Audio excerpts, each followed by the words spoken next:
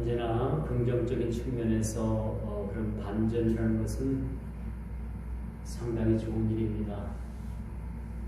가끔 TV 드라마를 보게 되면 인생 역전이라는 그런 드라마를 보게 되는데 이것 또한 인생의 반전이라고 볼 수가 있겠죠. 참 생이 있어서 그 반전이 있다는 것은 상당히 중요합니다. 우리 신앙도 마찬가지죠. 우리 신앙에 터닝 포인트가 있습니다. 우리 인생에도 반드시 터닝 포인트가 필요하죠. 가는 길이 잘못된 길이라고 생각하면 언제든지 그 길에서 돌아서는 것이 사실은 인생의 터닝 포인트가 될 뿐만 아니라 새로운 인생의 계기를 우리가 살아가게 되는 거죠. 계속 좋은 길, 옳은 길, 고든 길을 가게 되면 그것이 계속해서 가는 길이라고 할 수가 있겠지만 행위로 우리가 어떤 일을 하다가도 이게 아니다 싶으면 우리는 어떻게 돼요? 그 하는 일을 멈춰야 되겠죠. 너무 많이 몰려왔어. 지금 돌아서면 뭔 이익이 있겠어? 그 잘못된 길로 쭉 그렇게 계속 간다면 그 인생은 머지않아서 인생을 고하고 말 겁니다. 왜 제가 지금 이런 말씀을 드리는가 하면은 오늘 본문 말씀 6장 6절이 그런 말씀이에요. 6장 6절에 보니까 그렇죠? 그러나는 이러는 접속어가 오늘 본문에 등장을 합니다. 왜 그러나는 이런 접속어가 등장을 할까요? 이것은 6장 이전의 말씀들에 대한 반전이라고 얘기할 수가 있습니다. 6장 6절 이전의 말씀은 어떤 말씀이었길래 6장 6절이 그러나라는 반전의 이야기를 이야기하고 있을까요? 그것은 다른 교훈을 이야기하고 있었다는 겁니다. 다른 교훈. 예수 그리스도의 말씀 외에 우리가 다른 말들을 붙인다면 그것은 다른 교훈이에요. 이스라엘 백성들이 자기 조상 대대로 내려오는 그 전통을 하나님의 말씀보다도 더 중요하게 생각을 했던 거죠. 그리고 예수님께서 전하시는 그 말씀보다도 자신들이 가지고 있던 그런 유전, 자기들이 가지고 있던 조상 대대로 가지고 내려와 있던 전통, 그런 것들을 더 중하게 여겼다는 겁니다. 진작 하나님의 말씀은 이 복음은 받아들이지 않고 배척한 거죠. 이것이 다른 교훈입니다. 하나님 말씀 외에 다른 이야기를 하는 그 자체가 바로 다른 교훈이 되는 거예요. 그래서 오늘 본문 기자가 그러나라는 말씀을 쓰고 있습니다. 참 중요한 말입니다. 우리 인생에 있어서도 반드시 필요한 말씀입니다. 내가 이 길을 가지고 가고 있는데 이 길이 진정 하나님께서 원하시고 뜻하시고 하나님께서 기뻐하시는 일인가 아닌가라는 것을 우리가 깊이 심사숙고하고 그것이 하나님께서 기뻐하시지 않는 일이라면 우리는 반드시 그러나 그렇죠? 예전의 모든 삶을 툴툴 다 털어버리고 주님께로 터닝 포인트에 되는 그런 인생을 살아가야 된다는 거죠. 그러나라는 말이 다른 교훈에 대해서 지금까지 다른 교훈을 얘기했고 지금까지 교만하여 변론과 언쟁을 좋아했고 투기와 분쟁과 비방과 악한 생각 마음이 부파여지고 진리를 잃어버려 경건을 사적 이익의 방도로 생각했던 모든 일들에서 돌이키는 하나님의 그러한 기회를 이야기해 주고 있는 겁니다. 얼마나 깊은 말씀인지 몰라요. 6절 말씀 그러나라는 말씀은 그 이전의 말씀을 전부 다 부정하는 거예요. 어떤 말씀의 부정입니까? 다른 교훈, 거짓말하는 거, 교만하는 거, 변론하는 거, 언쟁하는 거, 이 모든 것들에 대해서 우리가 부정적인 마음을 가져야 된다는 거예요. 지금까지는 우리는 다른 교훈을 말했고 지금까지 우리가 교만하여 변론을 좋아했고 투기와 분쟁과 비방과 악한 생각들을 가지고 있었다면 그러나 지금부터는 우리가 어떻게 된다고요? 이런 일들을 다 분토와 같이 버려야 된다라는 말씀을 우리에게 주고 있습니다. 이런 것들을 삼가하고 자족하는 마음으로 경건의 삶을 사는 사람은 큰 이익이 있다라고 오늘 본문에 그렇게 말씀합니다. 반드시 하나님의 말씀을 우리가 지키고 살아가게 되면 우리가 큰 이익이 있습니다. 그렇죠? 하나님의 말씀은 예수님의 실체입니다. 실체. 요한복음 1장 1절에 보니까 말씀이 육신이 되어 우리 가운데 와 거하시는 이가 누구신가? 바로 예수 그리스도라는 얘기예요. 그분의 실체는 우리 말씀입니다. 이 말씀은 그분의 실체를 증거해주고 있는 말씀이라고 우리가 볼 수가 있겠죠. 여러분 성경에 보면은 얼토당토하지 않으면 그러한 말씀이 얼마나 많아요. 모세가 지팡이를 드니까 그 시퍼런 바닷물이 홍해수 강물이 쫙 갈라졌다고 했어요. 여러분 이거 믿어요? 이거 거짓말. 이게 성경입니다. 우리 예수님께서는 들녘에서 5,000명을 먹이셨어요. 지금 식당에서 5,000명을 점심 식사를 주문받는 데는 대한민국에 5,000명을 받아낼 식당이 저는 거의 없다고 생각합니다. 그런데 그 들판에서 어린아이가 도시락으로 가져온 물고기 2마리와 보리떡 5개. 여러분 5,000명을 먹이셨다라는 여러분 믿겠습니까? 믿어져요? 믿으죠? 왜? 하나님이 하신 일이니까. 하나님이 하신 일이니까 우리는 믿게 되는 거죠. 여러분 언제나 이런 경건의 말씀을 따라 산다는 것은 어찌 보면 죽을 각오를 하는 순교자적인 마음을 가지고 살아요. 우리가 성경 말씀을 믿고 우리가 이 말씀대로 산다는 건 어찌 보면 우리가 주님 앞에 산 순교를 하지 않으면 이 말씀을 우리가 받아들일 수 없다라는 그러한 결론이 나오게 되는 거죠. 중국에서는 이 성경을 뜯어고친다고 하잖아요. 이 지구를 떨게 하고 있는 이 바이러스, 코로나 바이러스라고 명명을 했다고 합니다. 왜 그 진원지가 중국일까요? 사람들이 많이 살아서? 그것이 땅이 넓어서? 어때 여러분 영적으로 어떤 생각을 해봅니까? 하나님께서는 어떤 일을 주어주실 때는 어떤 일이 일어날 때는 그만한 이유가 있는 것이죠. 그 뒤에는 보이지 않는 그런 섭리의 손길이 있다는 사실을 우리가 보게 되는 것입니다. 여러분 역대 지구상에 어느 날 어느 민족 누구에게든지 이 기독교 교회를 핍박하는 나라마다 여러분 그냥 무덤덤하게 지나가는 나라가 없었어요. 이것은 반드시 하나님의 심판은 역사 속에서 우리 눈에는 보이지 않지만은 그 섭리하시는 하나님의 그런 섭리하심이 있다는 사실들을 우리가 깨달아 알아야 되는 거죠. 여러분 언제나 경건의 싸움은 더러는 많은 희생을 우리에게 요구합니다. 우리가 경건하게 산다는 것은 내 육체를 죽이든지 나의 어떤 가장 소중한 것을 버리든지 내가 가장 어떤 애지중지한 것마저도 이것을 내려놔야만이 경건의 삶으로 살아갈 수 있는 상황이 우리에게 있다는 거죠. 여러분 우리 기독교는 오늘날 저와 여러분들의 그 신앙의 싸움은 뭐냐? 그것은 우리가 경건의 삶이에요. 경건의 삶. 얼마만큼 하나님 앞에서 경건한 삶을 살아내느냐?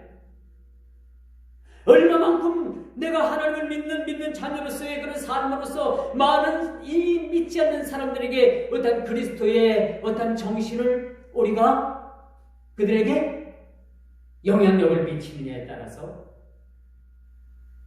우리 신앙의 삶도 사실은 이것이 승리하는 삶으로 갈 수도 있고 실패하는 삶으로 갈 수도 있다는 얘기죠. 그래서 언제나 경건의 싸움은 희생적인 것을 우리에게 요구하고 있다. 시간, 물질, 여러 가지 또한 애씀, 이런 모든 것들이 공이 들여지게 되면서 우리가 하나님 앞에 경건의 삶을 살아가게 됩니다. 여러분, 말로는 누구든지 경건의 삶을 누구는 못 삽니까? 그렇죠? 말은 다 살 수가 있지만은 실제적으로 우리가 하나님 앞에서 우리의 몸과 마음을 하나님께서 원하시는 그 거룩하신 산 제물을 하나님 앞에 드린다는 것은, 우리가 하나님 앞에 제물이 된다는 것은 우리의 몸이 하나님 앞에 각이 떠져서 하나님 제단 위에 올려지고 그것을 하나님께서 열납하시는 거예요. 이게 경건의 삶을 사는 사람들에게 있어서의 그런 모습이라고 볼 수가 있습니다. 성경은 그렇게 얘기합니다. 하나님 말씀대로 사는 자만이 구원을 받습니다. 다른 게 없습니다. 구원 받고 천국 가고 못 가고 안 가고 여러분들이 이런 어떤 이론적인 걸 따지는 것보다도 진짜 하나님 나라의 백성이 될 자격은 그 말씀대로 살아가는 사람들이 들어갈 곳이 천국이라고 했어요. 그렇죠? 소나 말이나 돼지나 개나 다 들어가면 난 저런 그런 천국 안 갈래. 단연코 안 갈 겁니다. 천국은 뭡니까? 엄선된 경건의 삶을 사는 사람들이 가는 곳입니다. 따라서 우리가 구원받은 사람은 경건의 삶을 살기를 노력합니다. 노력하는 사람이 결국은 모든 일에 성취하는 거예요. 아무것도 안 하고 그냥 감나무 밑에 딱 누워가지고 입 딱 벌리고 저 홍시가 언제 내 입에 떨어질 건가 하고 입을 딱 벌리고 있으면요, 그 홍시가 어디 떨어지는지 알아요? 입으로 떨어지지 않냐고 눈에 탁 떨어져갖고 눈탱이를 방탱이를 만들어놔요. 여러분, 그 홍시 감을 누워서 입 벌리지 말고 사다리 놓고 그 나무에 올라가서 그 감을 따는 거예요. 이것이 우리에게 할 수 있는 성경의 말씀입니다. 신앙은 우리가 쟁취하는 겁니다. 주님 주신 그 신앙, 믿음의 신앙을 우리가 쟁취하는 거예요. 그걸 흘려버리면은 결국은 종국이 결말이 좋지 않다는 사실도 우리가 알게 되는 겁니다. 알게 되는 것이죠. 자, 오늘 말씀을 통해서 우리가 다시 한번 살펴볼 것은 이제 자족하는 마음을 갖게 돼요. 자족하는 마음. 오늘 본문은 아닙니다만 본문 10절에 뭐라고 말씀하실? 돈을 사랑함이 일만 악의 뿌리가 되나니 이것을 탐내는 자들은 미혹을 받아 믿음에서 떠나 많은 근심으로서 자기를 찔렀도다 라고 말씀하십니다. 여러분, 물질 쫓고 세상 쫓으면은 신앙은 반드시 잃어버리게 되는 거예요.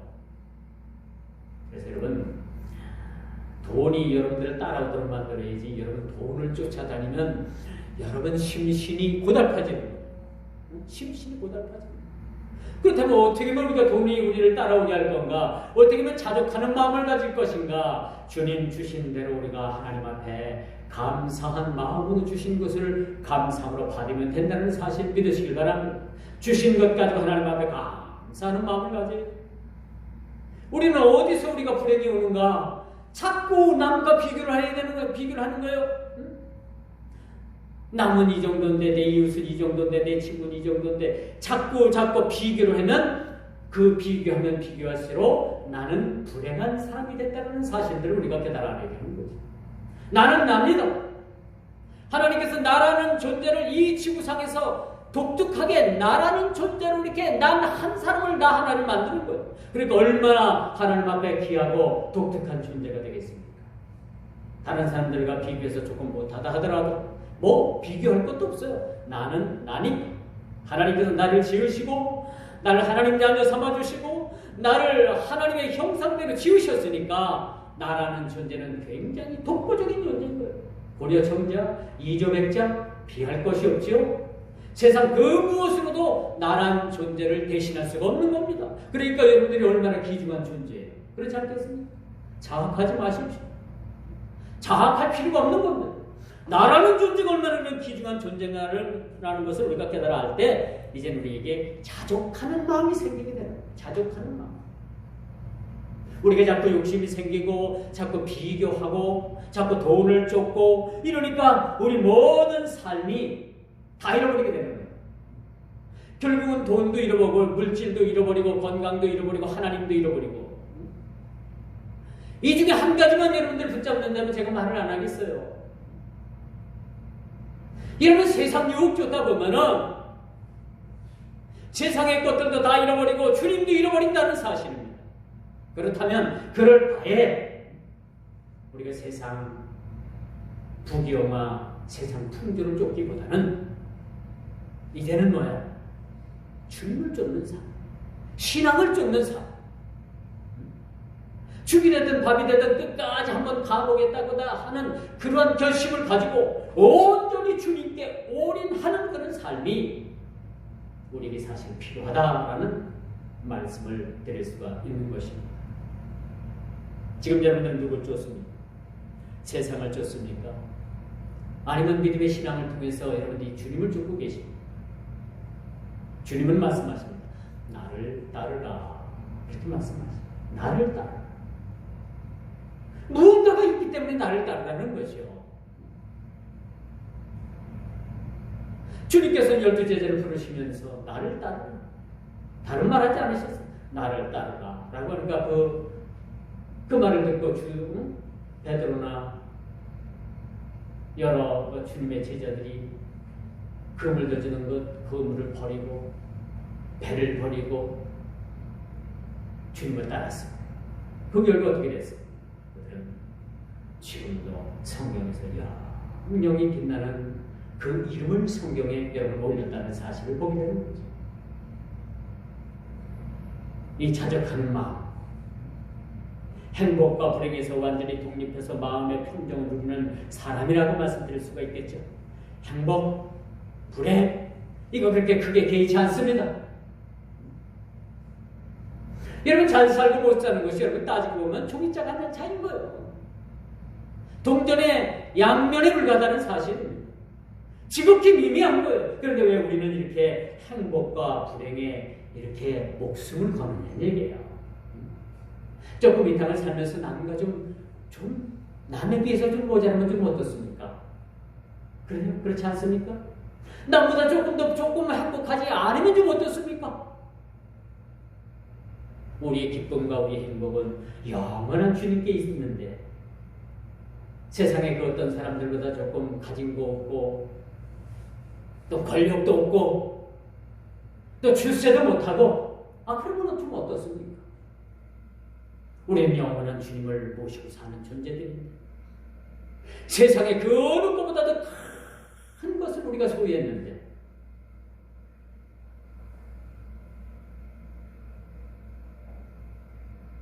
여러분 물질이라는 것은요 우리들에게 살아가는 하나의 형편이고 수단이고 방법일 줄 모르지만 그 물질이라는 것이 우리의 영혼을 구속할 수 있는 대안이 될 수는 없다는 겁니다. 물질이 많다고 해서 우리가 구원받는 것은 절대 아니에요. 그렇다고 물질이 너무 풍족하다고 해서 그들이 뭐 특별한 그런 어떤 생활을 하는 것도 아닙니다. 좀 더 이 땅에서 편한 삶을 살겠죠. 아쉬울 것 없이 그렇게 쓰고 그렇게 인생을 즐기면서 살겠죠. 자, 그렇다고 해서 그 인생이 얼마나 가겠습니까? 그 인생이 이 땅에서 영원히 살 것 같습니까? 아니요. 길어야 1세기도 못 사는 그런 존재들이라는 사실들을 우리가 보게 될 때 이 땅의 물질이 우리를 불행하게 할 수 없고 결국 행복하게 할 수 없다는 겁니다. 그래서 하나님 주어진 대로 있는 그대로 하나님 앞에 자족하는 마음, 이런 마음을 가지고 하루하루 우리가 살아갈 때 진정 우리의 기쁨이 하늘로 인해서 다시 한번 확인될 수 있다는 겁니다. 이런 물질 많으면 좋은 생각하기보다는 여러분 솔직히 부정적인 생각을 많이 하고 삽니다. 이런 물질 많으면 혹시 여러분들 가정에 밤마다 도둑 들어올까봐 막 문을 2중, 3중, 4중을 막 잠궈야 되고, 그렇죠? 가지고 있는 그런 금덩어리 뺏길까봐 얼마나 밤에 노심초사하고 밤잠도 제대로 이루지 못하고 그것 때문에 여러분들 얼마나 고심하면서 세상 살아가겠습니까? 그래 안 그래? 없으면 뭐야? 아이고 하루바로 하루 먹는데 내 집에 도둑이 들어오면 뭘 가져갈 것도 없고 오히려 도둑이 날 보고서 날 도와주고 가겠네. 그렇게 그런 방 가지면 마음 편한 거예요, 사실. 그렇지 않습니까?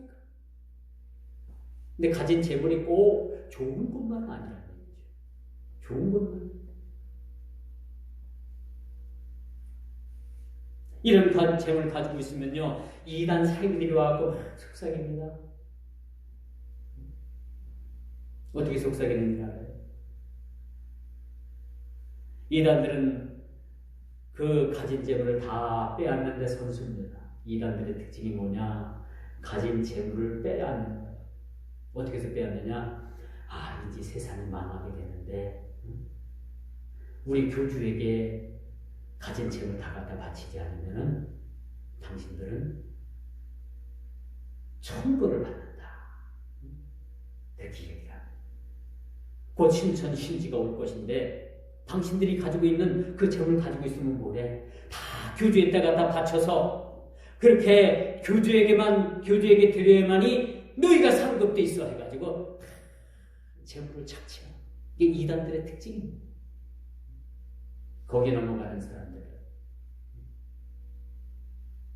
근데 반드시 재물이 많으면 거기에도 또 넘어갈 수도 있어요.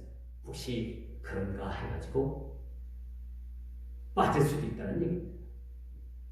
그래서 오늘 본문의 말씀을 보면 이 자족하는 마음, 그렇죠? 자족하는 마음.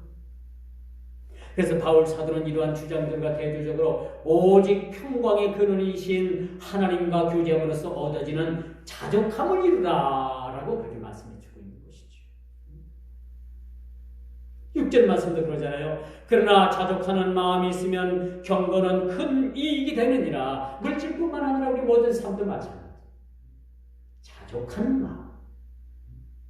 자족한 마음을 우리가 가지고 있을 때 우리에게 감사하는 마음이 또한 생기는 거예요.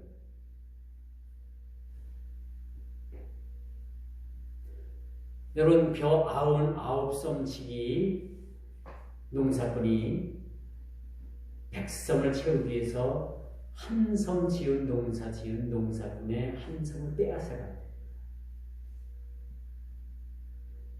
99대 1, 100개에서 99개는 한 사람이 가지고 있고 한 사람이 한 섬을 가지고 있다고 합시다. 한 섬을 가지고 있는 사람도 그에게 있어서는 그것이 1년을 두고 먹을 양식입니다. 한 섬. 99섬을 가지고 있는 사람도 어쨌거나 다음에 농사 때까지 그 99섬을 어떻게 하든지 먹든지 팔든지 해야 될 거죠.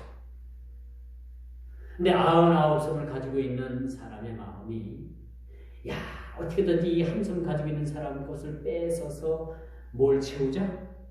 아구를 채우자. 그 아구가 100개예요. 사람들은 이렇게 한 섬까지도 뺏어가지고 아구를 채우려고 하는 그 사람의 마음이 참 이상한 것 같아요. 일을 하다가도 시간이 딱 되면은 그냥 일선 딱 놓고 오늘 여기까지 합시다. 그래야 되는데 일 욕심 때문에 시간 어겨가면서 그 일꾼 붙잡아가지고 그냥 일 시키면서 하면 불만이 나오는 거 아닙니까? 이게 그 빌기를 하다 보면 6시에 끝날 게 9시에 끝난다고 생각해요. 이게 하루만 모르는데 하루, 이틀, 3일, 4일 계속 연속적으로 이런 일들이 반복되면 어떻게 돼요? 결국은 그 가임된 일로 인해서 자기 몸을 상하게 하는 거예요. 그렇죠? 이 일도 하나님께서 주신 노동입니다. 신선한 거예요. 여러분 직장에서 일하고 피 터지게 일하고 먹고 살고 아둥바둥 그 입을 여러분 조지라고 생각하면 안 됩니다. 하나님께서 주신 일도 신성한 거예요. 신성한 일을 하나님께서 주신 그 분량만큼 하루에 적당하게 일을 하면요, 여러분 건강도 지키고 또 일을 그렇게 데리고 와서 그렇게 일을 부려먹던 사람들도 적당한 시간에 끝내서 자기 일당을 챙겨갖고 돌아가고, 그렇죠? 얼마나 좋은 사회, 얼마나 좋은 관계가 되겠어요. 근데 사람을 붙잡아 매놓고 막 9시, 10시까지, 밤 9시, 10시까지 일어나면 본인의 몸도 상할 뿐만 아니라 다른 사람들에게 좋은 얘기 듣지 못합니다. 바로 이것이 자족하는 마음이 없기 때문에 여러분, 오늘 하루만 살고 말 겁니까? 아니잖아요. 우리 주어진 삶이 얼마나 많습니까? 그 주어진 삶과 그 주어진 날까지 우리가 하나님 앞에 자족한 마음을 가지고 살아야 되는 거죠. 우리 신앙도 마찬가지예요. 오늘 우리가 다 쏟아붓고 내일은 그냥 어떤 목사님이 예전에 그랬어요. 오전에 전화를 걸면 전화가 안 돼. 전화 통화를 할 수 없어. 그렇게 급한 일에도 어떤 전화 통화를 할 수 없으니까 기다렸다가 오후에 통화를 합니다. 근데 왜 그러나 했더니 오전에는 자는 거예요. 잠자는 거예요. 오전에 시컷 자요. 아니 왜 목사님은 왜 밤에 안 자고 낮에 자요? 그러면 그분은 그런 얘기를 하더라고요. 밤에 제가 잠자는 일 아니까 밤에 잠 안 자고 계속 밤새도록 기도합니다. 그리고 이제 새벽기도 끝나고 그때 와서 이제 자가지고 오후 한 2시쯤 정도 일어나는 거예요. 이게 저는 제가 볼 때는 그분이 밤새도록 그렇게 기도하고 그러는 건 참 좋은데 다른 사람이 그 사람으로 인해서 애로사항을 겪게 되는 거예요. 그 사람에게 꼭 오전에 급한 일로 연락을 하면 연락이 안 돼요. 아무리 전화를 해도 전화를 안 받습니다. 여러분들은 어떻게 생각합니까? 그런 일생생활이 정상적인 생활이라고 생각합니까? 아니라고 생각합니까? 아니죠. 우리가 밤새도록 기도 안 해도 괜찮아요. 밤새도록 기도하지 않는다고 해가지고 누가 잡아갑니까? 아니죠. 우리가 그렇게 기도 조금 못해도 낮에 정상적인 생활을 해야 돼요. 낮에. 이 빛의 아들은 낮에 생활합니다. 여러분 그걸 아셔야 되죠. 지금 제 아들이 지금 야간 당직을 쓰고 와가지고 지금 운전도 이래가지고 왔어. 오자마자 씻는 것도 귀찮아요. 저 잠게 가든지 그렇게 피곤하고 거꾸로 된 삶이죠. 이런 건 바람직하지 않다는 거죠.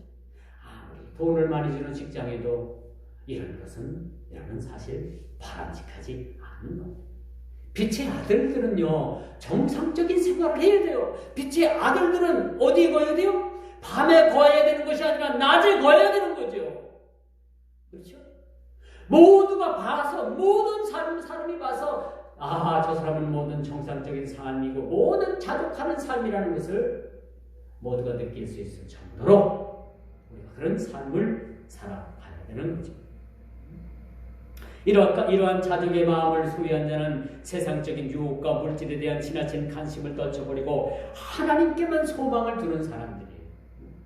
우리가 물질을 가지고 자족하지 못하면요 여러분 점점점 물질에 대한 그런 욕망이 부풀어 오르게 되면 결국은 하나님을 잃어버리게 된다는 겁니다. 놀랍죠? 하나님을 잃어버려요.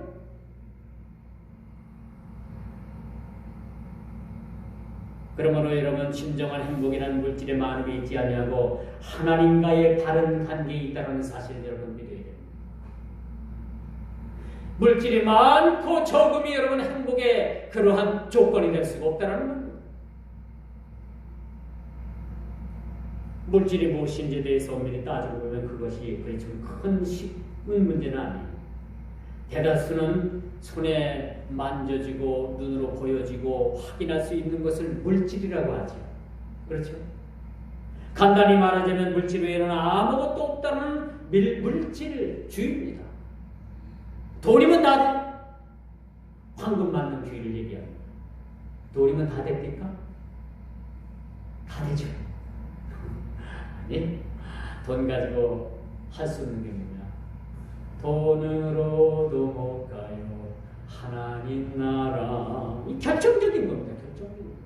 많은 세상 사람들은 돈이면 다 된다라는 그런 생각을 가지고 있지만 그 생각을 여지없이 완전히 깨트리는 것이 성경입니다. 그래서 사람들은요, 물질을 현금화할 수 있는 것은 모든 것을 물질로 봤습니다. 그래서 믿음이 물질입니다. 그래서 유물론이 탄생하게 됩니다. 유물론. 물질주의는 영적 체험조차도 착각을 한 것이라고 설명을 하죠. 눈으로 보이고 물질 외에는 그 어느 것도 믿지 않는 것들이 여러분 유물론주의자들이라고 말씀드릴 수가 있습니다. 그들은 영적인 것을 말하면 모든 것을 허상이라 거짓말이라 그렇게 얘기를 합니다. 영적으로 보아야 돼서 영적으로 우리가 느껴야 될 부분들을 그들은 느끼지 못하고 그것을 거짓말이라고 얘기를 하고 있죠. 허상이라고 얘기를 합니다. 인간의 영적 체험도 뇌의 어느 지점에서 일어난 자극에 의해서 발생한 것들이라고 이 물질, 유물론주의자들은 그렇게 주장합니다. 이게 바로 공산주의 이론입니다. 공산주의 이론이 절대적으로 영적인 것들을 허상이라고 얘기합니다. 그래서 종교를 아편이라고 하죠. 더더군다나 기독교는 완전히 공산주의와는 그런 척을 두는 공산주의는 교회를 인정하지 않습니다. 그래서 그들은 인류의 역사는 사상의 역사가 아니라 물질의 역사라고 그들은 믿는 거예요. 그래서 여러분 엥겔, 그렇죠? 엥겔이 여러분 역사는 사상의 역사가 아니라 물질의 역사라고 그렇게 주장한 사람이 엥겔이라는 사람이죠. 이 사람에 의해서 이것이 물질주의가 체계화됐고 이것이 결국은 공산주의 체계가 된 것을 여러분 알고 계십니까? 물질주의는 무신론적 진화론으로 발전합니다. 진화론 여러분 알고 계시죠? 창조가 아니라 우연히 어떤 물질에 의해서 그 화학 반응을 일으켜가지고 인간이 만들어졌다라는 그런 주장입니다. 창조론을 정확하게 부정합니다.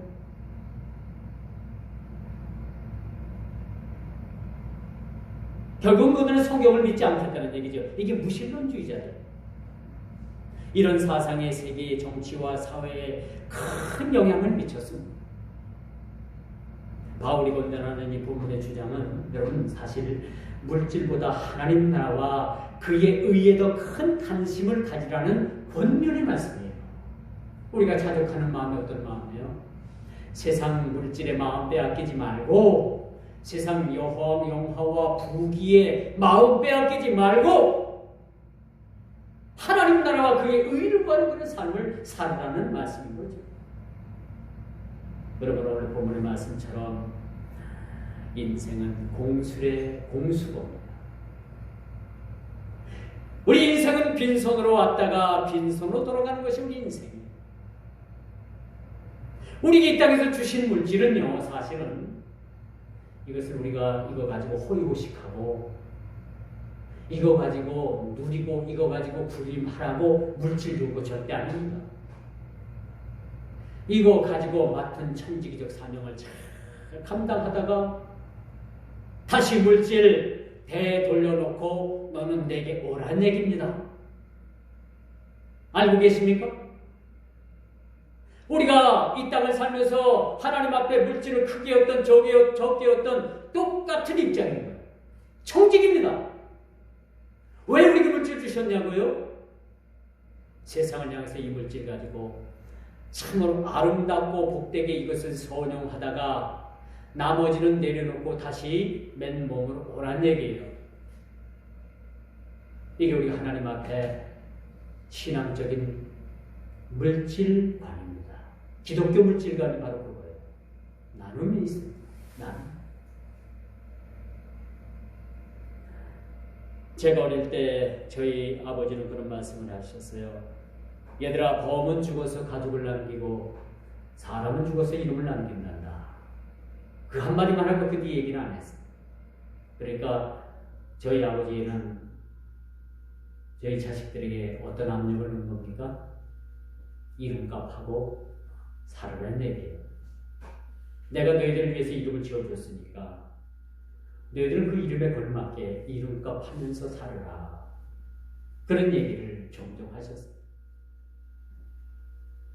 지금 와서 생각하니까 아버지는 그렇게 평범하게 우리에게 그런 말씀을 하신 것 같은데 가만히 보니까 자식을 키우면서 자식들에게 무번의 압력을 넣은 거예요. 압력. 그렇죠? 너 이름값 하고 살아. 이름값 하고 살아. 참 중요한 얘기 같습니다. 여러분 이름 석자, 여러분 부모님들이 지어주고 또 어떤 분들은 이름 잘 짓기 위해서 장명소에 가가지고 큰 거금을 들여서 여러분들이 이름을 지어주는 사람들도 있을 겁니다. 그렇다면 과연 우리가 어떻게 살아야 되는가? 우리의 이름값을 하고 사는 것보다 이게 자족하는 거예요. 그렇죠? 훌륭한 사람이 되라는 의미에서 우리에게 우회적으로 저희들에게 하신 말씀이라고 저는 지금도 생각을 하고 있습니다. 구약 성경 지혜문학에 나오는 내용으로 인용을 우리가 보게 되는데 욥기서 1장 21절을 보면 아주 의미심장한 말을 요기하고 있어요. 이르되 내가 모태에서 알몸으로 나왔음즉 또한 알몸이 그리로 돌아갈지니라. 주신 이도 여호와시요 거두신 이도 여호와시니 여호와의 이름이 찬송을 받으실지니이다. 온 몸에 악창이 나가지고 누가 와서 시원하게 긁어주는 사람이 있으면 되는데 시원하게 긁어주는 사람도 없어요. 요즘 이 바이러스 때문에 사람들 간에서 가까이 하는 것도 좀 우리가 참 그렇죠. 공공장소에서 모여가지고 우리가 어떤 서로 이야기하는 것도 참 요즘 이렇게 그게 탐탁한 예구나. 이런 때에 가장 여러분 어려움을 겪는 것이 교회입니다. 오늘 교회 주일날 출석률도 뚝 떨어질 거예요. 왜 그런 일 합니까? 교회에서 여러분 가장 전파되기 쉬운 바이러스가 가장 전파되기 쉬운 것이 바로 이 공공장소 교회입니다. 그래서 이건 지뢰복을 먹고 교회에 안 나오는 분들도 있겠죠. 그렇죠? 내가 내 몸이 좀 이상 증세가 있다 하면은 담임 목사님한테 전화해가지고 아니면 교구 목사님한테 전화하고 담당 전사님한테 전화해가지고 나 이런 상황이니까 우리 교회 못 갑니다. 그러면 교회에서 기도해주고 그럼 당신 얼른 병원에 가보든지 센터를 가보든지 그렇게 하십시오. 그렇게 해야 되는데 죄야 믿습니다. 내가 지금 메르스 증상이 있고 이런 어떤 코로나 바이러스로서 증상이 있고 완전 확증적인 그런 내 몸이 완전히 그런 몸인데 그래도 주님께서 나를 고칠 줄 믿고 내가 교회 나갑니다. 믿습니다 하고 나와가지고 그 시간에 많은 사람들에게 그 바이러스를 전파를 시킨다면 오히려 이것은 하나님께 영광이 되지 못하는 일이죠. 그래서 그 TV에서 그런 말씀이 나오더라고요. 얘기가 나오더라고요. 교회나 공공장소 같은데 여러분들이 좀 조심해야 한다. 그렇게 얘기를 하더라고요. 우리 교회는 그렇게 규모가 그렇게 크지 않기 때문에 그런 정도까지 염려를 하지는 않겠지만은 참 우리가 이것도 한번 생각해 봐야 됩니다. 또 전도서 5장 14절에서 15절에 보니까 그 재물이 재난을 당할 때에 없어지나니 비록 아들을 낳았으나 그 손에 아무것도 없느니라. 벌거벗고 나왔은즉 그가 나온 대로 들어가고 수고하여 얻은 것을 아무것도 자기 손에 가지지 못하리라 라는 말씀을 주셨습니다. 주시니도 하나님이시여 내가 알몸에서 나왔으니 내가 다시 그리로 돌아갈지니라는 그런 말씀. 이 두 문장은 왜냐하면이라는 그런 말씀으로 연결되어 있습니다. 따라서 우리가 세상에 아무것도 가져오고 온 것이 없다는 사실 우리는 너무나도 잘 압니다. 왜냐하면 아무것도 가지고 가지 못할 것이기 때문에 우리는 빈손으로 왔다가 빈손으로 돌아가는 그러한 운명을 우리가 가지게 된 거죠. 그렇기 때문에 이 땅에서 우리가 자족하는 마음을 갖지 못하고 무력이나 어떤 다른 욕심에 의해서 우리가 우리 자신의 모든 삶이 깨어진다면 이것은 하나님께서 원하시는 일이 아니라는 사실을 우리가 보게 되는 것이죠. 그래서 우리는 자족하는 마음이 사실 필요합니다. 우리에게 주신 그 재물 이거 가지고 자족하는 마음을 가지고 이거 가지고 하나님 앞에 선교하고 이거 가지고 어려운 사람들 돕고 이거 가지고 내가 어떤 선한 일로 우리가 선행할 것인가 하는 그런 거룩한 고민이 우리에게 있을 때 비록 우리에게 자족하는 마음이 생긴다는 거죠. 그러므로 여러분 오늘의 본문 말씀이 어떤 말씀이냐 사실 태어나는 것보다 여러분 죽는다는 것이 더 강조점이 되어져 있는 말씀입니다.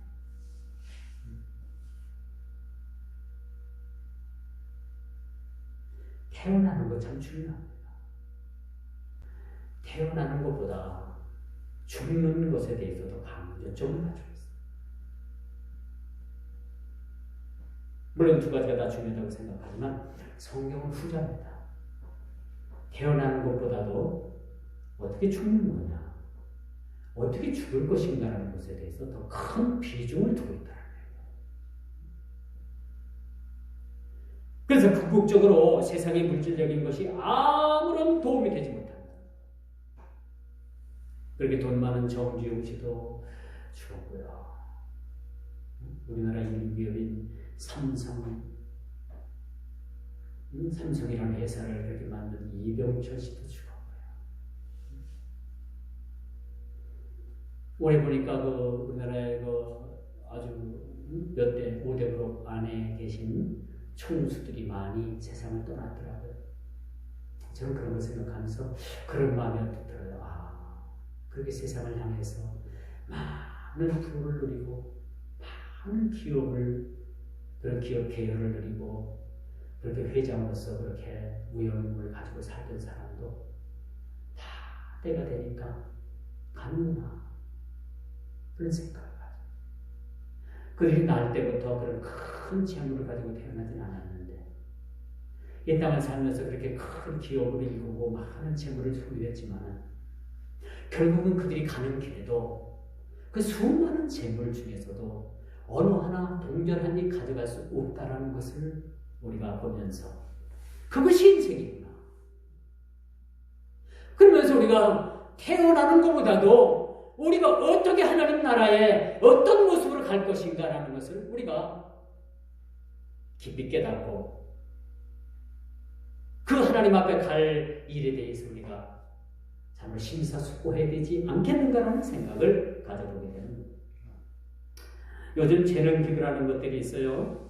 운동선수들은 스포츠를 통해 가지고 재능기부도 하고요. 어떤 사람은 음악을 통해서, 어떤 사람들은 미술을 통해서, 어떤 사람은 건축, 자기가 이제 건축 일을 했는데 나이가 많고 해가지고 그 일선에서 건축일을 뗐는데 그런 기능이 있어서 이제 일주일에 한두 번씩 자기가 가지고 있는 재능을 기부를 하는 거예요. 그래서 경로당이라든가 또 수혜진 겉에 가가지고 친히 자기가 가서 그런 집도 고쳐주고 리모델링도 해주고 그런 분들을 봤어요. 제주도에 가면 김정일 목사님이 있어요. 김정일 목사님과 제주도 가서 몇 년 전에 만난 그런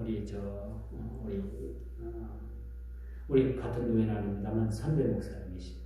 제주도에 속해 있는 목사님이신데 이분은 이제 은퇴를 하시고 선교사로 나갈까 하다가 선교사 길이 없어가지고 이제 하나님께서 날 더 이상 쓰시지 않는가 보다 라고 생각해서 가만히 굴뚝이 생각을 해서 내가 집 짓는 일을 또 이렇게 어려운 사람들 가보니까 장판 한 장도 제대로 깔리지 않고 도배도 되지도 않고 내가 이런 일을 해주고 이런 데 가서 이런 선교를 하면 좋겠다고 생각해서 조그마한 보고차를 하나 샀는데 이 많은 그 목사님의 뜻을 알고서 목사님을 위해서 연장들을 사주는 거예요. 연장을 여기저기 막 사줘갖고 그 많은 연장들을 차에 그 박스가 이렇게 박스로 다 되어진 차 안에 모든 연장들을 다 싣고 다니면서 지붕이 고장이 새는 데가 있으면 가서 지붕도 고쳐주고 또 도배도 해주고 장판도 깔아주고 보일러도 놔주고 이 제주 시내에서 그렇게 그 나머지 인생을 목회를 접고 난 그 나머지 인생을 그런 일들을 위해서 살더라고요. 그러니까 교회들이 칭찬뿐만 아니라 세상 사람들의 말도 칭찬이 자자한 거예요. 그래서 제가 2년 전에 여러분 제가 제주도 가가지고 이런 교회 리모델링 하는데 우리 충북로에서 세분 목사님이 갔다 오지 않았습니까? 저를 포함해서 갔는데 거기서 그 목사님을 만난 거야. 만났는데 그 목사님이 연장을 가득하게 싣고 와가지고 그렇게 교회 또 리모델링 한다고 하니까 와서 이렇게 일을 하는데 솔직히 일은 너무 못해. 일을 너무너무 못하는 거야. 연장은 진짜 일 연장을 다 갖춰놨는데 일을 못하더라. 그래서 처음에는 이제 그 목사님께 우리가 제가 데모대를 하고 그 목사님을 이렇게 보조를 해줬는데 일을 조금이라도 더 못해냐고. 아이 목사님, 저희 이렇게 하면요 내일모레 비행기 못 타요. 그래 근데 저희들이 막 대들어가지고 막 그냥 일을 막 그냥 막 진행을 막 빨리빨리 시켜서 그랬더니 입을 딱 벌려요. 아유 일들을 그렇게 잘하세요. 그렇게 얘기하더라고요. 다음에 올 때 어느 교회에 좀 일을 하게 되고 어느 곳에 일을 하게 되면 초대를 할 테니까 와서 일 좀 해주세요 하고 빈말이지만 저희들이 약속을 하고 그렇게 왔습니다만 바로 그런 것들이라고 볼 수 있습니다. 그분이 참 목회에 있었던 자족하는 마음을 가지고 그렇게 은퇴를 하고 나서 그 뒤에 선교사로 갈까 하는 마음을 가졌지만 그것이 열려지지 않았고, 근데 무엇을 가지고 자족하는 마음을 가지고 살까? 평생 산 날 동안에 하나님 앞에 소외진 곳에 가서 봉사하면서 살겠다라는 그런 자족한 마음을 가졌을 때 그는 지금도 행복한 목사, 행복한 마음을 가지고 사는 것을 우리가 보게 된다는 사실입니다. 그러므로 여러분, 우리의 신앙은 이제 어디로 가야 되느냐? 어디로 가야 되느냐 하면 태어나는 것이 중요한 것보다 죽는 것이 훨씬 더 중요하다는 사실들을 우리가 깊이 우리가 깨닫고 죽는데 더 큰 비중을 두고 우리가 살아가야 된다. 죽음의 준비를 위해서 더 큰 비중을 두고 우리가 세상을 살아가야 된다라고 말씀드릴 수가 있는 거죠. 이제 말씀을 결론을 맺습니다. 그렇다면 우리 그리스도인들의 행복은 어디에서 찾아야 될까요?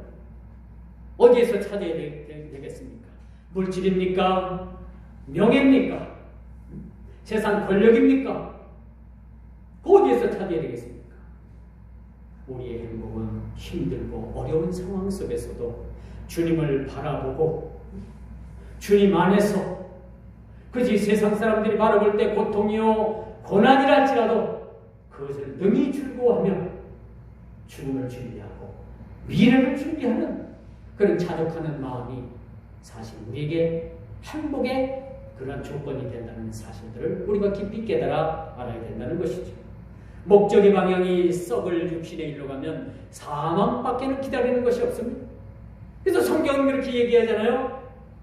육신의 일은 사망이요 영의 일은 영적인 일은 생명이니라 라는 말씀입니다. 여러분들 이 말씀 한마디라도 꼭 기억하고 돌아가시길 바랍니다. 육신을 도모하는 것은 사망에 이르는 것밖에 없습니다. 육신을 통해서 이루는 일들은 여러분 이 세상에서 다 없어지고 마는 것들이에요. 여러분들이 소유했다고 해서 그 소유한 것을 동전 한 입이라도 가지고 간다면 여러분 세상을 향해서 그렇게 살라고 제가 그렇게 말씀드릴 수 있습니다. 또 그렇게 말씀드리겠습니다. 그러나 우리는 주님 앞에 설 때는 너나 할 것 없이 동전 한 입 이 땅에서 가진 물질 하나도 가져갈 수 없다는 사실도 우리가 깊이 깨달아 알아야 되는 것을 이 시간도 강조의 말씀으로 드립니다. 얼마나 벌어서 쌓아두느냐? 그런 관심이 아니라 어떻게 주신 물질을 가지고 선한 청지기로 우리가 세상을 살아가야 되느냐? 라는 것이 우리에게 주어진 관건입니다. 사실. 그렇지 않겠습니까? 믿겨지지 않아요? 그래도 세상을 향해서 돈이 있어야 되고 누려봐야 되고 그 물질로 인해서 사람들을 억압할 수도 있고 부려볼 수도 있고 이런데도 여전히 그런데 뜻을 가지고 있습니까? 그렇다면 여러분 믿음의 신앙과는 전혀 여러분과는 상관이 없는 그런 사람들이 되고 맙니다. 우리 기독교는 나눔이 있고 주신 것을 가지고 얼마나 우리가 충성되게 하나님 앞에 이것들을 감당하느냐라는 청지기적 사명에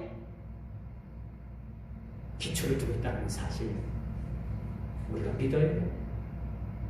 이 말씀 듣고도 여전히 우리 세상 나가서 맞아 물질이 최고야 돈 없으면 뭔 일을 해요. 아이고 목사님 배부른 소리 하지 마세요.